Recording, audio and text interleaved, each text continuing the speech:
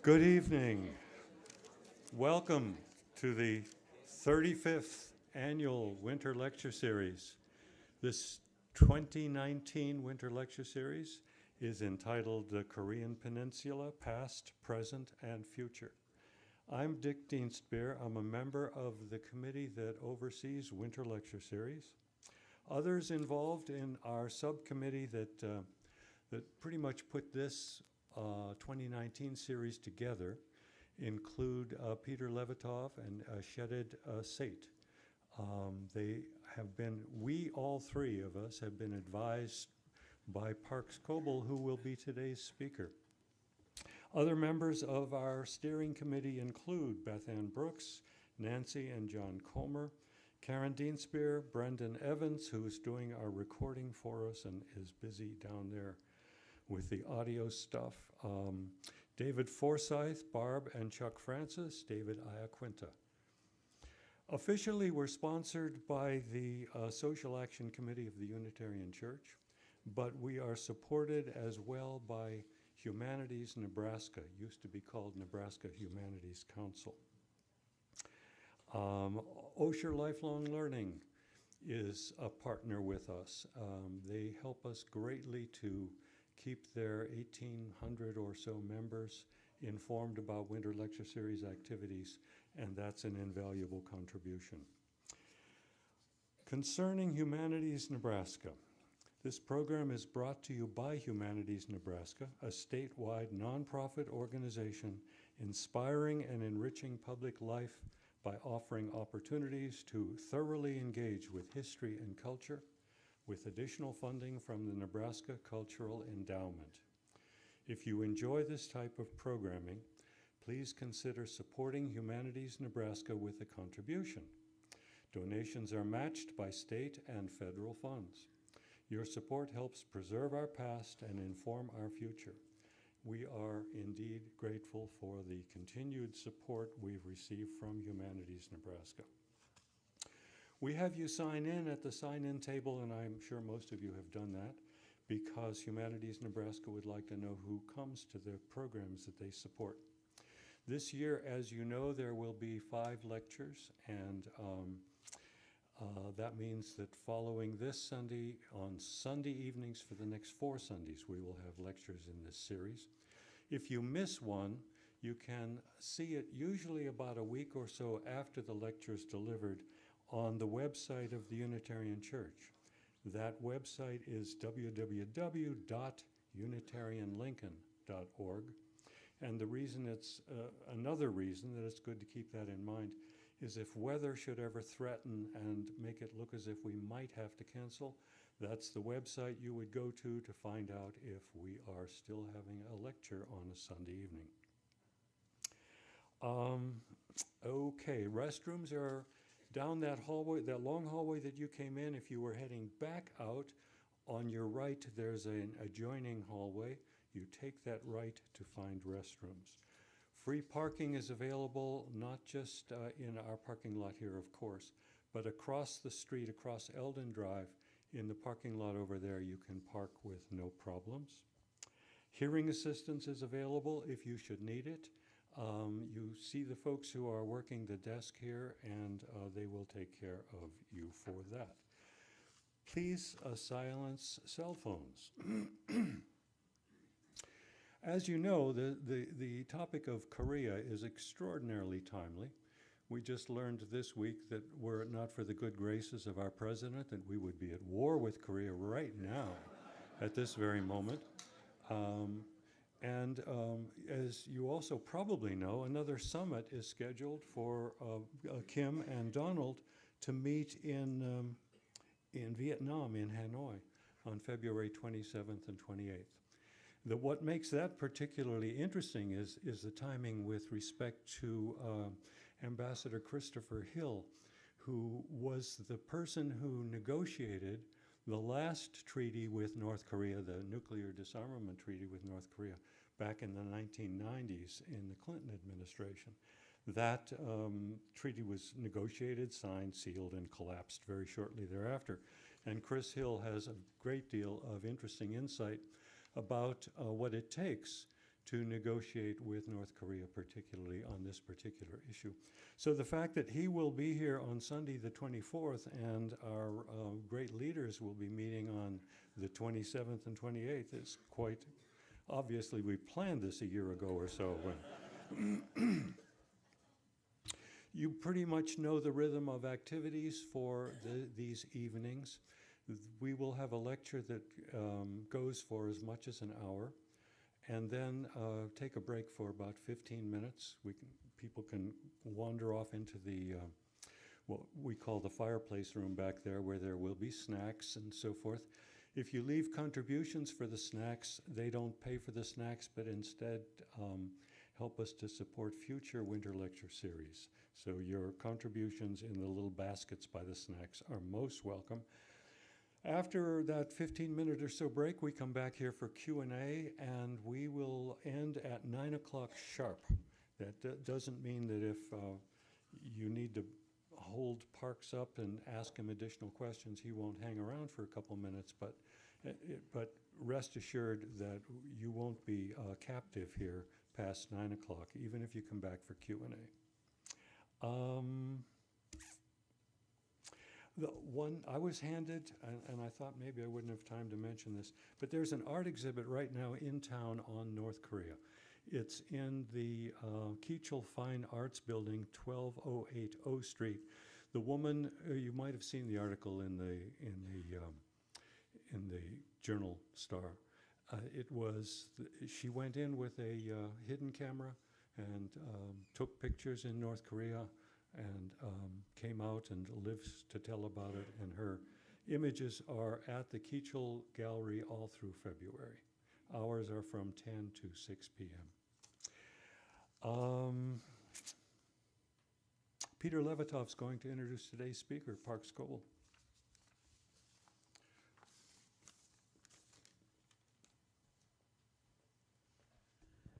Thanks. This is a repeat performance. If you were here 2 years ago, I introduced Parks at the Winter Lecture Series. So I hope you all remember what I said. No. Parks Coble is a distinguished professor. He holds the James L. Sellers Professorship in History at the University of Nebraska-Lincoln. He is a South Carolinian, although living in Lincoln for close to 40 plus years now. He's lost most of it, thank goodness. And he got his degree at the University of South Carolina. He went on and got his master's and doctorate at the University of Illinois. And he joined the faculty of the History Department at the University of Nebraska in 1976. Parks is a specialist in Asian history, particularly East Asian history, which would include China, Japan, and the Koreas. He also is a general Asian specialist, teaches courses in Asian history in general, in world history. The bulk of his research has been on China. He's published a number of books, and probably 5 of them have been translated into Chinese, so they've been published in English and in Chinese. He's held a number of research grants. He travels to China and to Taiwan regularly, and he also gives lectures around this country. In fact, if you happen to listen to Friday Live on the radio this Friday, I said a few words about this series, and I was hoping he was going to be there to share the microphone with me, but he was at Notre Dame giving a lecture. So without further ado, I'd like to introduce to you my friend and colleague, Dr. Parks Coble.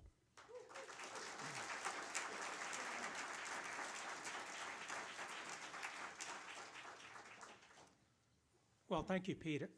Oh, okay. Thank you, Peter, for that nice introduction. And I want to thank the organizing committee for inviting me, and also thank them for putting together a very, I know, challenging program in terms of getting all the support. They've got some really exciting speakers coming in, and I very much appreciate that. I do remember I was speaking on Japanese history in this room. I think that was an OLLI course, and some of you may have been there.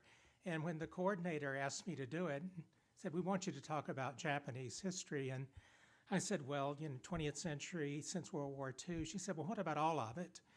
And so I suppose I should be grateful because I'm only covering Korean history to 1945, so it doesn't seem quite as daunting. But it's actually a very useful enterprise in some ways because you can't go over all the kingdoms and dynasties and wars and treaties in a 50-minute lecture. So I have to ask myself, assuming everyone in this room is coming to all of the lectures, and what can I tell them about Korean history up to 1945 that will help them understand what's going on in the Korean Peninsula and East Asia today. And I'm going to start, as I usually do with my classes, with geography. There it is. There's the Korean Peninsula. It is a peninsula, which means that it's surrounded by water on three sides, which means it's a wetter country than others that are inland. And it is wet enough for rice cultivation. And anytime you have rice cultivation, you have pretty high population density. It also, though, is adjacent to mainland Asia, and veterans of the Korean War can tell you that it's very, very cold there, especially in the north in the winter when high pressure comes out of Siberia and is quite chilling, as we understand here in Nebraska. The other thing is it isn't really very big. South Korea has about 38,750 square miles of territory. And for reference, Nebraska has 76,500, which means that it's basically about half the size of the state of Nebraska. If you throw in North Korea, which is a little bit larger in territory, it brings it up to about 85,000 square miles. So as I tell my students, if you take Nebraska and you kind of fill out the panhandle, you get some idea of how big Korea is. And then I ask, how many people does Nebraska have? And I usually get some pretty wild estimates until someone remembers that we're just barely under 2 million, still struggling to get there. And the Korean Peninsula, which is roughly the same size, probably has about 75 million people, about twice as many in the south as north. So we're dealing with very dense population, which is also true, of course, of China, Japan, Vietnam, a very, very high population density. And I think as you hear the lectures that are coming up, it maybe is important to remember that because if you think of the Platte River, if there was a hostile power on the other side of the Platte River that had long-range artillery and other conventional weapons for the last 50 years poised right at Lincoln, Nebraska, and in the event of any one of dozens of minor incidents flaring up into a war, could within 1 hour obliterate a lot of buildings and kill many people in the city of Lincoln, you get some idea of what the several million people who live in Seoul, Korea, have been living with all of this time. And when the United States got really freaked out when we realized recently, 2 or 3 years ago, that there was a real threat that Americans could get killed by weapons launched from North Korea, we kind of went into a panic mode. And I think in Seoul, there was a little bit of a shrug, kind of like, well, what's new? We've been living with that for quite some time. So when you hear about the Korean War, think of the whole thing as being fought in the territory of the state of Nebraska, and you get some understanding. Another thing about this map, though, is that it shows you basically modern boundaries. And if you look at Korea, it looks like a small country sandwiched between Japan and China. And you might think of a poor country like Poland that had the misfortune to be sandwiched between the Germans and the Russians and paid the price many, many times in their history. But that's not entirely true. There are wars between China and Korea, and there are wars between Japan and Korea as well. But basically, before the 19th century, that was not the norm. In fact, for much of the time, Korea and China were kind of allies in some ways. The Chinese accepted regular delegations from Korea and recognized the autonomy of Korea in that system. And for Japan, the Japanese islands are 115 miles away from Korea. and that's much longer and further than the British are separated from France. And that is enough of a gap that until the 19th century, that was something of a protection. The one exception usually mentioned from Japan's point of view is, of course, the Mongols, who famously tried to conquer Japan, failed when they controlled China and Korea, but that was a little bit of an exception. But usually the gap between Korea and Japan is thought of as protecting Japan from the mainland, but it also protects Korea from Japan. And with one big exception that I'll talk about, there really haven't been a lot of attacks from the Japanese islands involving Korea. So having looked at the modern boundaries that we have, let's go to ancient times. And this is what is usually called the Three Kingdoms from the 6th and 7th centuries. And this is really when you start to see the beginning of organized Korean kingdoms. Doesn't mean that there were no people on the Korean peninsula before that, but they were tribal groups, it is thought. The Chinese had a long history by the time they encountered Korea. They had written language that started back in about 1600 BC. They had philosophers like Confucius, who lived about 500 BC. They had an extensive collection of writings and history by that time. In 221, the first emperor, famous now for his terracotta army, unified China, and following that was the Han Empire, which was sort of the Roman Empire of China, and 4 centuries, 2 centuries BC, 2 centuries AD.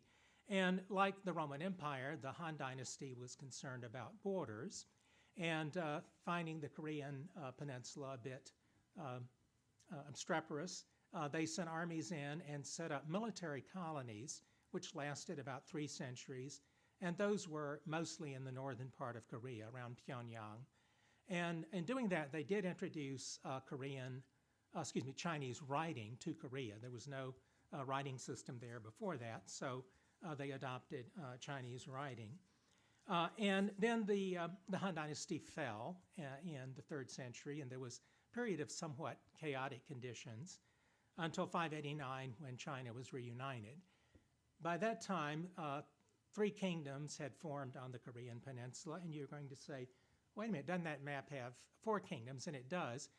Kaya, the small little kingdom in the south, seems to have been a kind of foothold for groups that were in Japan.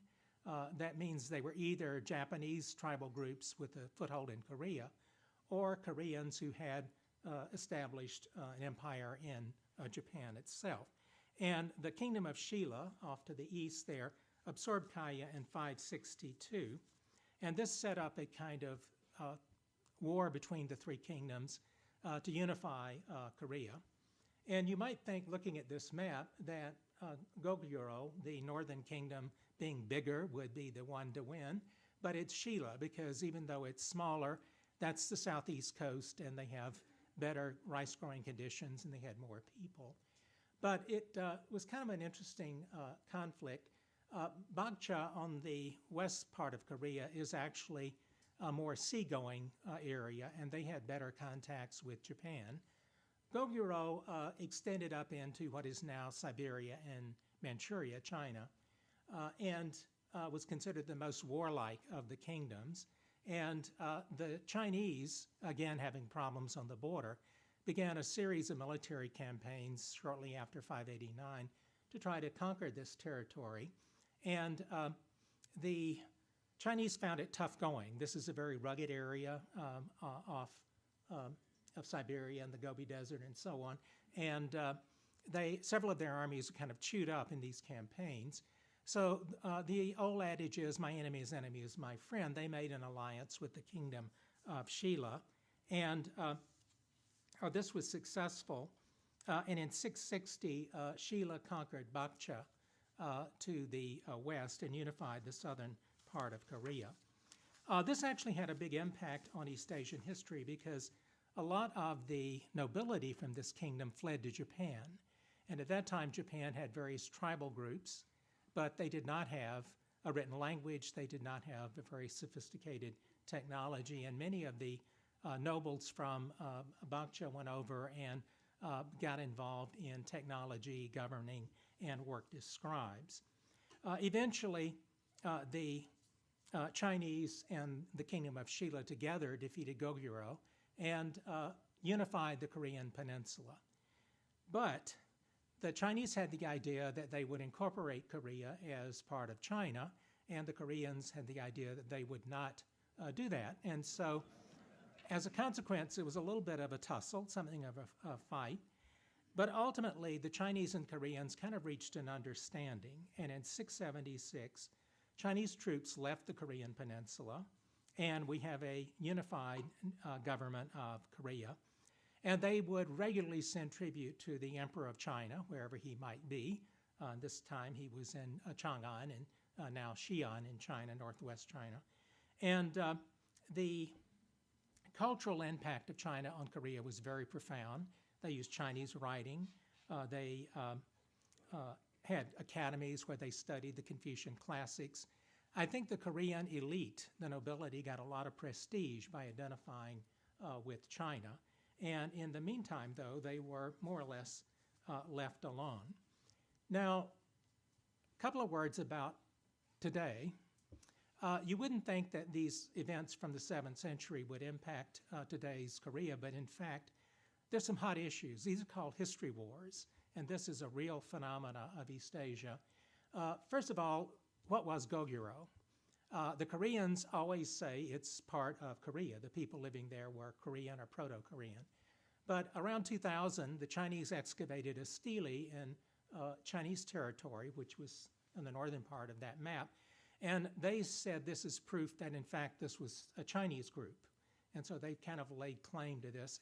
And this absolutely infuriated the South Koreans. And there were diplomatic protests, demonstrations, and this has gone back and forth. It's amazing that something like this would be such a hot issue. But in some ways, perhaps even the situation with Japan is even more of a hot button, although it's not discussed quite as much. There were clans in Japan, and one of them, the Yamato clan, eventually solidifies control and claimed to be the Imperial Family. And the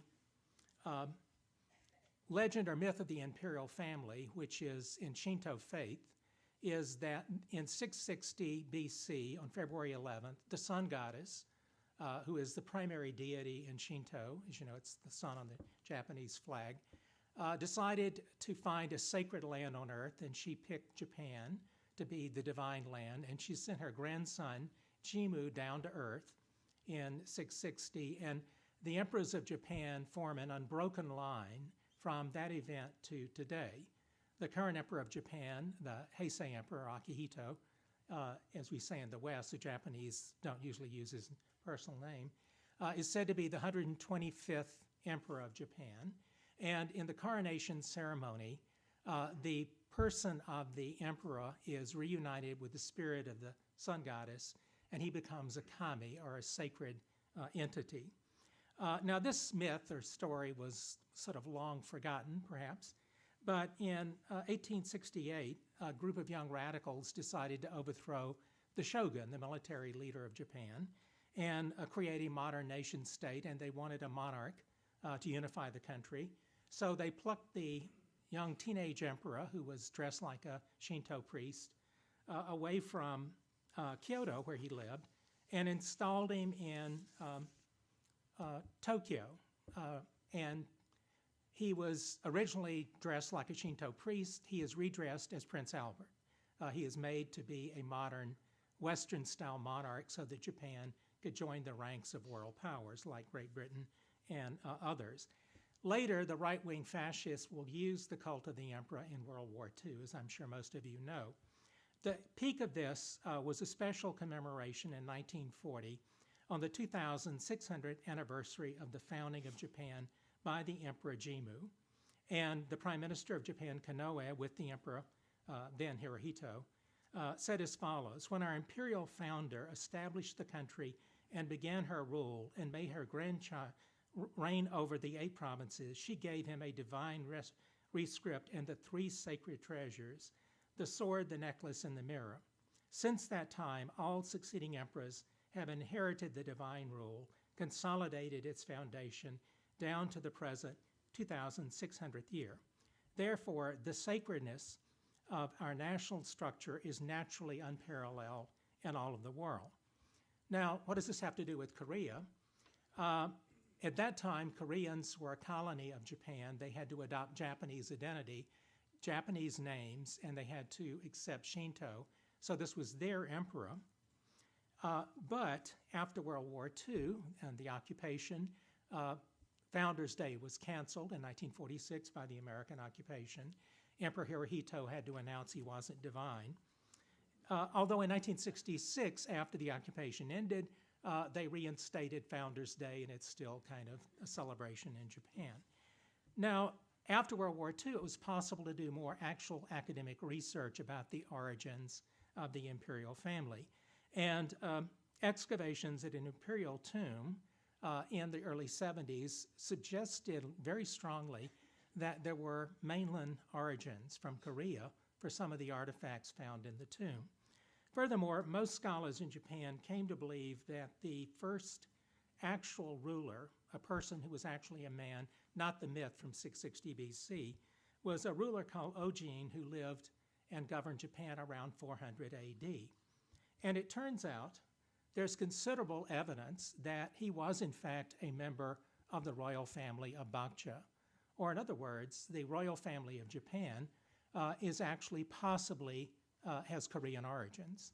At least this is some possibility. Now, what's happened with that information? Well, the Imperial Household Agency controls all the imperial tombs in Japan, and they pretty much shut down archaeological work. Because it's a sacred site. But even the emperor himself, the Heisei emperor, the current emperor of Japan, in a speech a few years back, mentioned this, that it was quite possible that the imperial family had Korean origins. But the response to this was very intriguing. His speech was covered in full by the sort of liberal Japanese press, but the mainstream and conservative press did not reject this. They simply omitted that part of his speech. It wasn't covered. So even though we're dealing with something back in the 7th century, this actually impacts relations between Korea and China and Korea and Japan. I should also mention that one big point of contact was Buddhism. Buddhism spread from India to China during this period to Japan and Korea, and Buddhist monks from Japan and Korea traveled to Chang'an, where they met other Buddhists from all over the world, really. Now let's talk a little bit about language. This is a book printed with movable metal type, and the language you're looking at there is classical Chinese. Those are Chinese characters. But the book is printed in Korea, not in China. That's because the Koreans, when they adopted a language, adopted classical Chinese. Now, you probably learned, and we still teach this, that the first book printed with movable metal type was the Gutenberg Bible. Strictly speaking, that isn't true. The first book published with movable metal type was published in Korea in 1234. However, that's really not very significant because there are thousands of Chinese characters, and movable metal type was not cost-effective. The language is too complicated. So they preferred the woodblock print, where you just chisel out the words on a piece of soft wood. Nonetheless, it did happen. But Chinese characters are individual words, but they're not really phonetic. It's not an alphabet. So let's take, if I were to write, if there were a board here, the numeral 7, that's an Arabic numeral. And if I wrote it up, you would know it was 7, and you know what it means. You don't have to pronounce it in Arabic. If you were visiting in Bolivia or Denmark or Sri Lanka or Vietnam, and you saw the 7 at the market, you know what that means, but you may have no idea how it's pronounced in Danish or Vietnamese. And that's basically what Chinese characters are. They just aren't really suitable for a phonetic rendition of a language. So both Korea and Japan were writing in classical Chinese as a foreign language. Now, that in and of itself is not that bizarre because in early modern Europe, for a long time, everybody used Latin, not just the church, but Galileo, Copernicus, Newton, all of those guys published in Latin. That was the language of the educated class.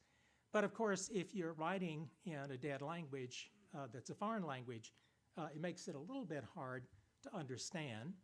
And along comes this guy, one of the great heroes of Korean history. This is King Sejong. And he's considered one of the greatest monarchs of Korea. And he did realize that writing in classical Chinese meant that most Koreans were illiterate because they couldn't master this foreign language. And so he told some scholars at his court, write an alphabet, a phonetic system that we can use to represent sounds of Korean. And this is called Hangul. Hangul is today celebrated. October 9th is Hangul Day to celebrate King Sejong's accomplishment. There's his tomb, another famous historical site. And there's a book that has some Chinese characters, but also some of the Hangul in it. And this is the actual chart.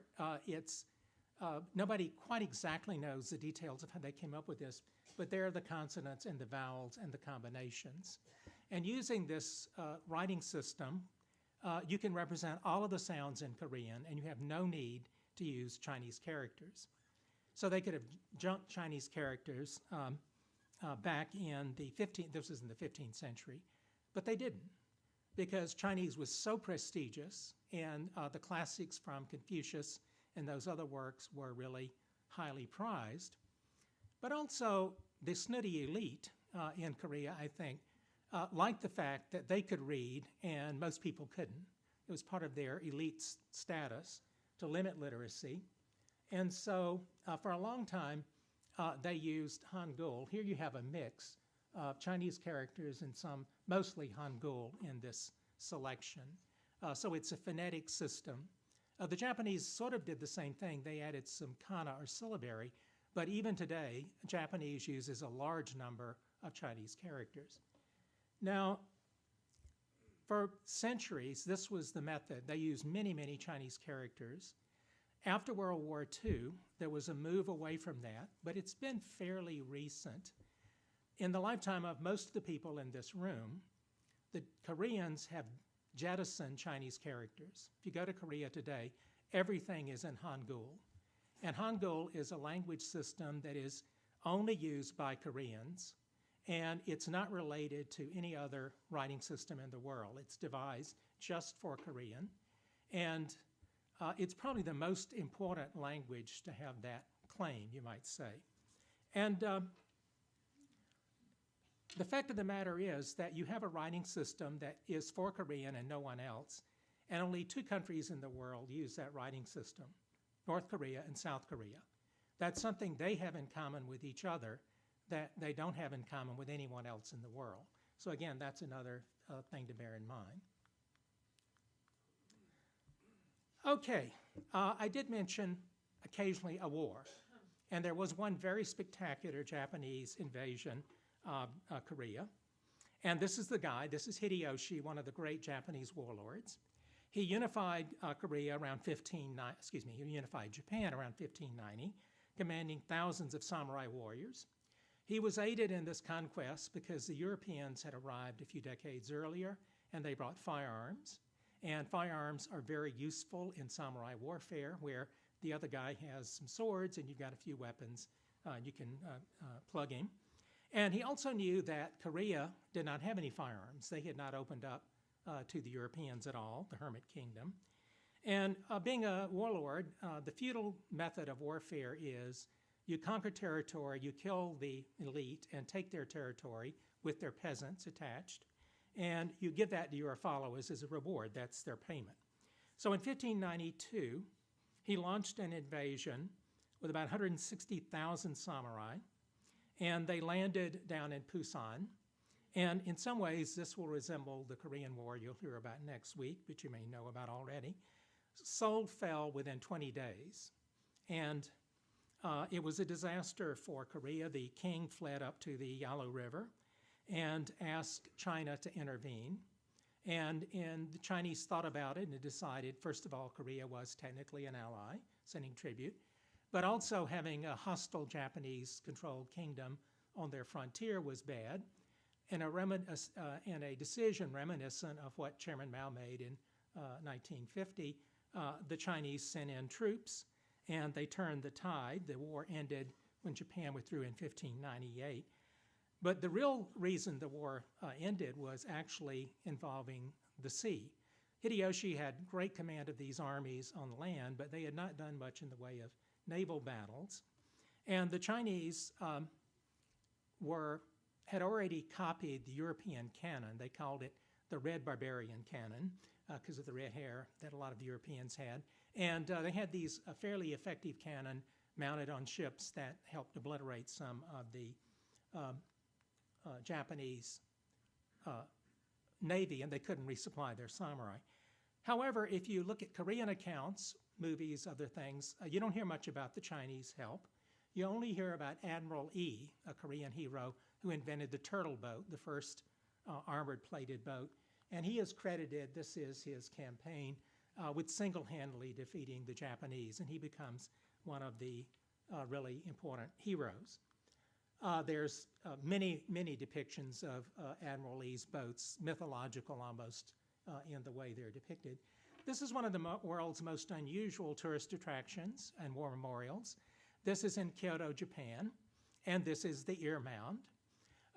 In feudal warfare in Japan, the way it worked is if two samurai were getting ready to fight, they would call each other out, and one would fight till they killed the other. And after you killed your enemy, you whacked his head off, you cleaned it up a bit, and then you presented it to your feudal lord with the name of the victim, and that was your receipt to get your pay. You got paid for the rank and the person you killed.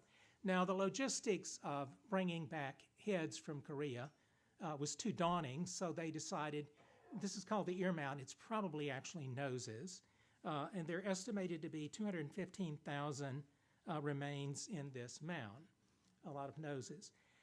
If you go to Japan and have a tour guide book from a Japanese publisher, this is barely mentioned. If you go there, you don't see Japanese tourists, but you'll see busloads of Korean tourists who have stopped to do homage here. And periodically, a Buddhist priest from Korea comes over to purify it and to pray for the souls of the deceased. A few years back, there was actually a move, which the Japanese government almost approved, to dig up this entire mound or cemetery and take it back to Korea, rebury people on their home place. And it was almost approved, and then the Japanese government said, no, this is a National Historic Site. I suspect what happened was they figured it would become a center for anti-Japanese feeling in Korea, which I suspect is actually true. And so this was not done.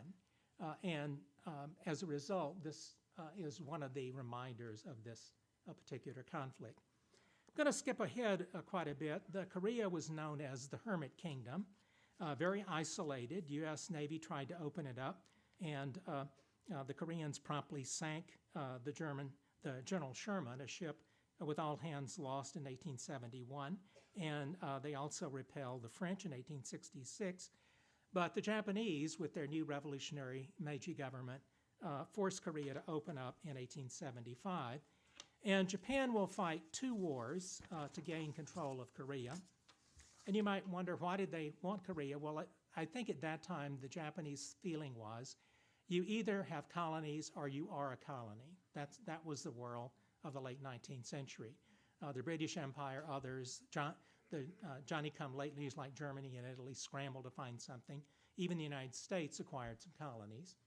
And so Japan first fought China in 1894-95 and defeated China rather handily. Then they fought a very famous war with Russia in 1904-05, sinking much of the Russian fleet off the Straits of Tsushima. And they decided to make Korea a protectorate in 1905. This is one of the most famous Japanese statesmen of the late 19th century. This is Ito Hirobumi. He was a founder of the Meiji government in 1868. He was a frequent traveler to the West and wrote the Japanese Meiji Constitution, which was adopted in 1890. And he founded a political party, the Seiyukai Party in 1900, which was one of the major Japanese political parties. And I think he actually believed, or at least he said he believed, that the Japanese were an advanced country who could bring enlightened rule to the backward Koreans. And like many, if you look at a lot of the imperialists, the Brits and others, they have similar rhetoric. And I think that he may have actually thought he could do that, but when push came to shove, he had to call in the Japanese army. And he used violent force. They forced the Korean king to abdicate, and they dissolved the Korean army. And when there was a lot of resistance, he ordered the army in, and about 10,000 Koreans were killed before it was pacified. In 1909, Ito went up to Harbin, which is a city in China, but it was a Russian-founded city in the very north along the Trans-Siberian Railway.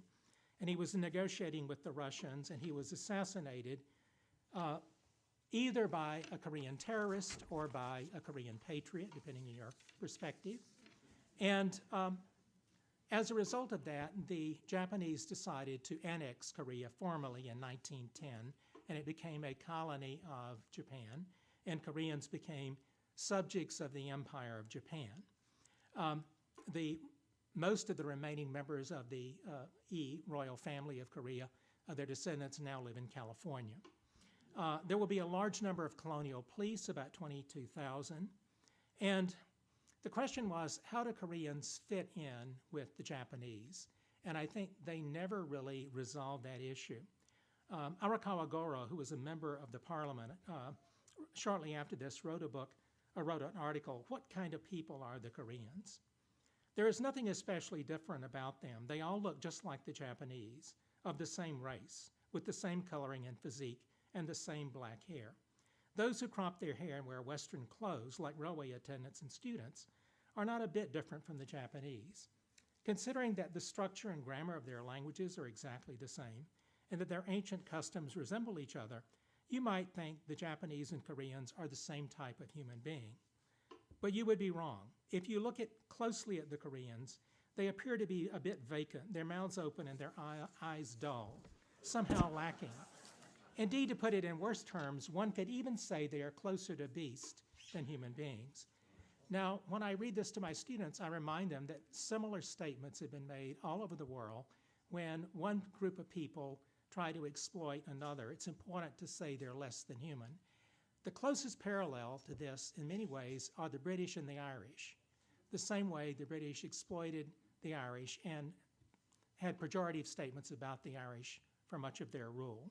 And the bitterness of that experience still looms over the British Isles today, much as the bitterness of the Korean colonial period does. So Korea is a colony, and the first phase, the military comes in, and it was strictly a military situation. One of the first things they did was a land survey in 1911, and they discovered the Japanese had adopted European private property type land policies and ownership. The Koreans had a more traditional system, and so as a result of the land survey, a large number of Korean peasants lost title to their land, which they had not clearly established according to Japanese law.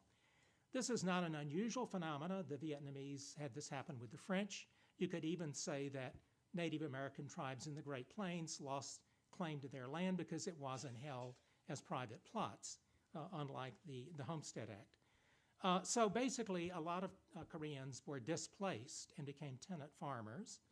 And Japanese absentee landlords are blamed for exploiting them. However, a lot of current research in Korea suggests that Korean landlords actually also took advantage and took a lot of the land. But this had a real impact on the daily life of most Koreans.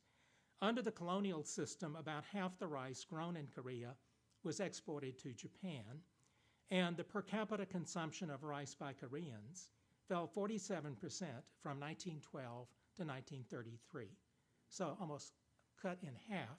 And rice was the preferred grain, but they ended up eating millet, which is imported from China, which was not favored, a much tougher grain. At the same time, at this point, they discouraged industrialization and opened the market for Japanese manufactured goods. similar to what the British did, say, in India. World War I. After the war is over, Japan's on the winning side. They go to Versailles. And Woodrow Wilson went with his 14 points and his idea of self-determination. And this would lead to demonstrations, very famous ones in China on May 4th, 1919, calling for an end to imperialism. But in Korea, on March 1st, 1919, there were demonstrations all over the Korean peninsula calling for independence. Now, this is from the Iowa City Daily Citizen here in Iowa. Now, I couldn't find a Nebraska paper. Revolution rages on. Korea demands recognition of independence. So this made headlines, obviously, around the world, but it didn't work.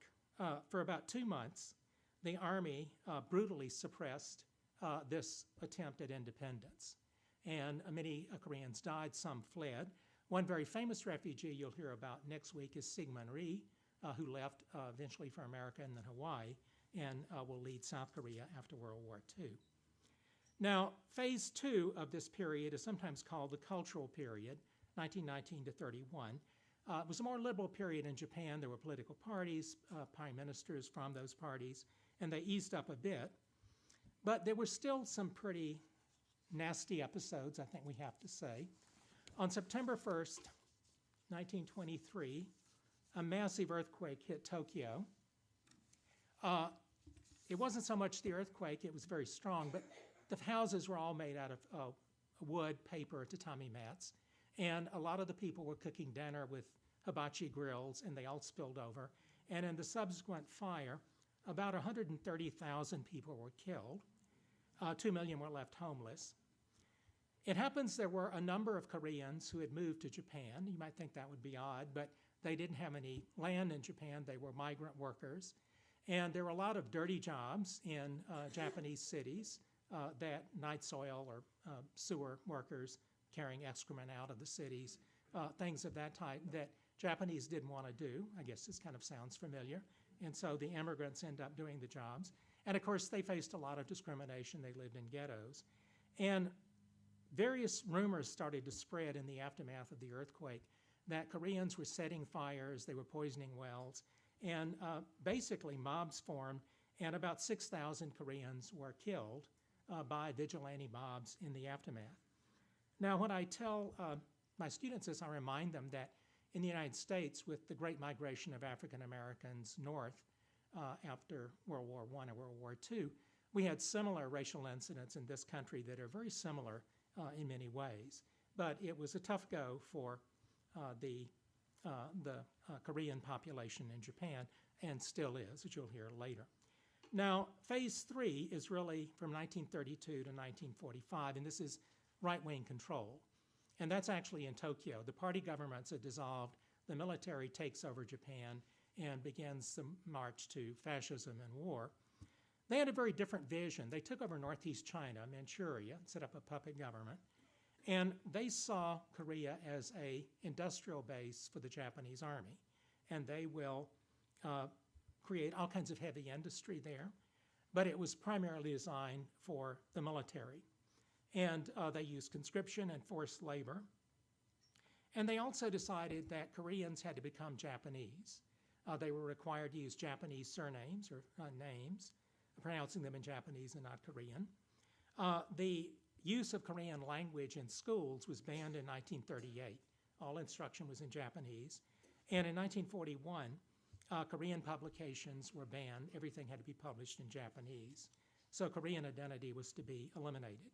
And even the Shinto shrines were built there, and Koreans were expected to worship the Japanese emperor. This is one of the great athletes of the 1930s and 40s, a marathoner, the runner Son Ki-tai. And in 1935 in Tokyo, he set he set the world record in the marathon that would stand until after World War II. The following year, he attended the Berlin Olympics for Japan. And I think we think of that as Hitler's Olympics and Jesse Owens and his making Hitler leave the stadium, as it were. But for Japan, this might be the great hero. He won the Olympic marathon, the gold medal in the marathon for Japan. And of course, the marathon is one of the most prestigious of the Olympic events. So you would think he would be one of the great heroes of Japanese running, except, of course, he wasn't Japanese at all, of course. He was Korean. His Korean name was Son Ki-chung, but he had to run for Japan. He was not, Korea technically didn't exist. He did not apparently stand appropriately for the Japanese national anthem, and a Korean newspaper back in Seoul published his picture, but they blotted out the Japanese flag, for which 8 Koreans were arrested. So it still was a very bitter point. After World War II, his own world record was broken by a Korean who he trained, coached, who also won the Boston Marathon, first Korean to do so. And by the way, a bronze medal in the marathon was also won by a Korean running for Japan. They petitioned the IOC to change the designation of the gold medals from Japan to Korea, but since Korea did not have a team or exist then, that has not been done. But he still is considered someone who led the resistance. In the war, Koreans really got kind of the short end of the stick. They were subject to the draft, but the Japanese never really trusted them. Till very late in the war, they did not like Koreans having control of weapons. They were given other jobs. Again, the American military segregated. African American units got some of the construction and dirtier jobs and out of the limelight usually. But they also were desperately short of workers because of the high death rate in Japan. And they used draft force labor, which was under fairly horrific conditions. The Japanese had a horrendous labor shortage, and for various reasons, they were probably the least they used less female labor than any other major combatant.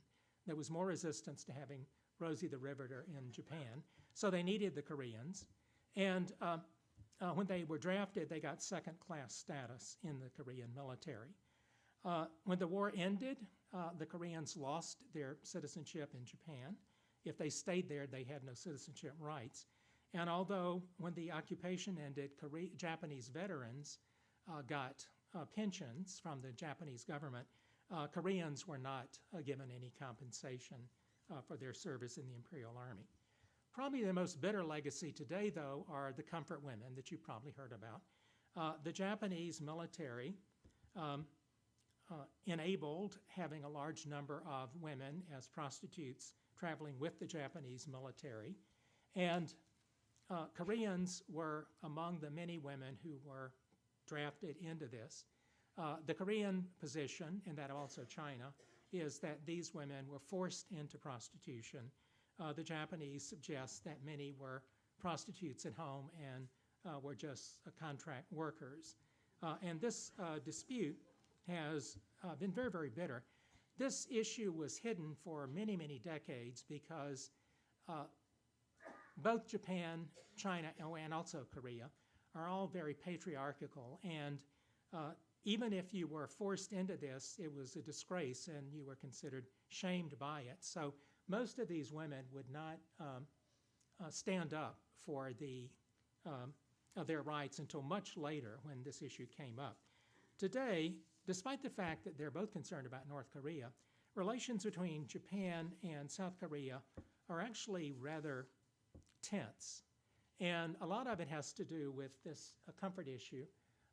The Prime Minister of Japan, Abe, has pretty much denied the comfort issue as being valid. And Korean groups have taken to put up statues dedicated to the comfort women in front of Korean embassies and consulates around the world. This is one in San Francisco. And this has infuriated the Japanese. Also, when Japan and South Korea opened diplomatic relations in the 1960s, they signed an agreement or treaty in which Japan did give some money to South Korea as compensation for all damages that occurred during the colonial period.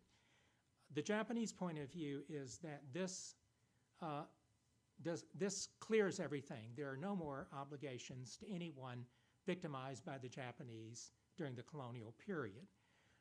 However, a number of people who had to work as forced labor for Japanese companies like Mitsubishi, Mitsui, and others, which are still huge companies, have been suing. And until last year, all of the Korean decisions said that the diplomatic agreement was in fact, did clear the deck, as it were. And so last year, there was actually a diplomatic victory for victims of Japanese forced labor in these firms in the High Court of Korea, saying that they were entitled to compensation. And this infuriated the Japanese government. And this is another one of the comfort issues. This is a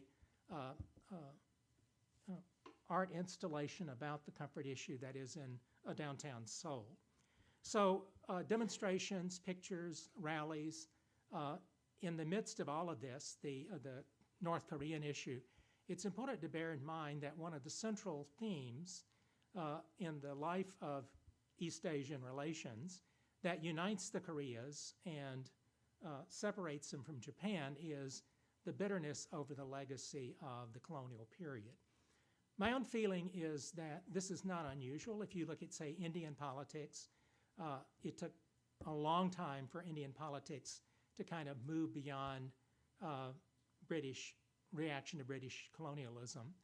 And I think that had there not been a Cold War, and had there not been a Korean War, and had the Korean Peninsula been left to its own devices, that we might have had some resolution to this issue.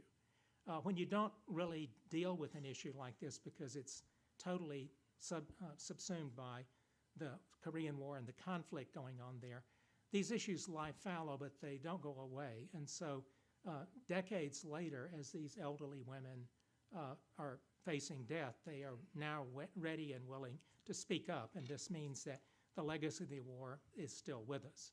I mean, they haven't quite gotten over Hideyoshi's invasion or the origin of the Japanese Imperial Family. So there are many irons in the fire as far as the historical impact of these events on contemporary Korea. Thank you very much. I guess we're having a coffee break now, is that? We can do that